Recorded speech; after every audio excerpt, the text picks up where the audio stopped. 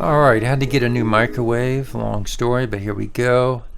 Chose this Panasonic NN-SD372S model. Nice compact small microwave, got the stainless steel look going on, sort of industrial look. So let's take a look inside. Open it up, got the glass tray. Now this glass tray is only 11 inches in diameter. It's kind of smaller than most, but you can fit a dinner plate on there. It's plenty big enough for my needs. Just testing out the door. I prefer a handle, but you can't have it all. So got to use the push button on this one. It's got this inverter technology that's supposed to make the food cook more evenly. You can read about it on Google. So taking a look at the front display, it's got that green display. I prefer blue, but green I guess we'll have to do. There's your buttons. Has this unique dial that some microwaves have these days. I kind of like that. And there's some of the other buttons. And then you have the big door button at the bottom.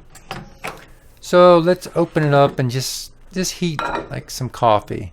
How you would do that, you just stick the cup in there, dial in how much time you want. So let's go with 1 minute and 30 seconds and hit start, and there you go. That's it. This microwave is super quiet, the most quiet microwave I've ever heard. And it's also got a real bright light in there. You can see through the door. It's a lot brighter than a lot of them, so you're able to see what's inside. Pretty good. Now this dial, you can push it in if you want to hide it. So now the basic cook. Let's go over these features again. The basic cook, you just dial in the number and hit start. Now if you want to change the power level, you're gonna hit the power level to get your desired level and then dial in the minutes. Let's go with 1 minute 30 and then hit start. That's all it is to it. Now this is looking in the directions, the manual. And there's 3 different stages you can use if you want. Now the quick minute feature, you just hit quick minute as many times as you want to add a minute and hit start. It always defaults, by the way, to the high power level. That's the cool thing. You don't have to set the power level. It always defaults to high unless you change it. Now the popcorn feature is self-explanatory. The more or less feature, you can read about that in the manual. There it is. Keep warm. Will keep your food warm for up to 30 minutes. You can, that way, if you want to walk away and come back, it'll stay warm. Defrost. I never really use defrost much, but you might. Just set the poundage, hit start. Auto reheat and auto cook are a little gimmicky.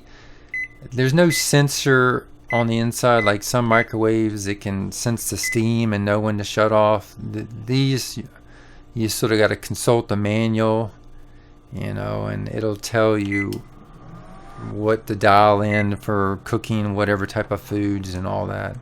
So I'll probably never be using those. But it's got the timer function like most microwaves, so you can set a certain time and it'll count down. It's got a child lock. Hit start 3 times to lock it. Stop 3 times to unlock it.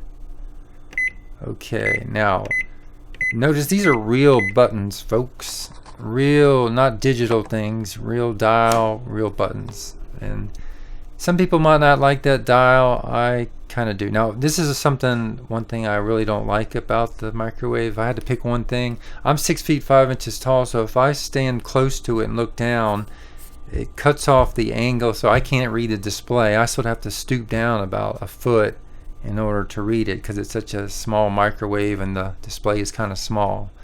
So that would be my biggest gripe about it. It's not a deal breaker or anything. What I'm doing here now is, some people complain that this microwave is a fingerprint magnet. So I'm touching it to see if I can make smudges, and I can make a few smudges, but it's not bad. You can just wipe them off. And there you have it. That's it. There's your review.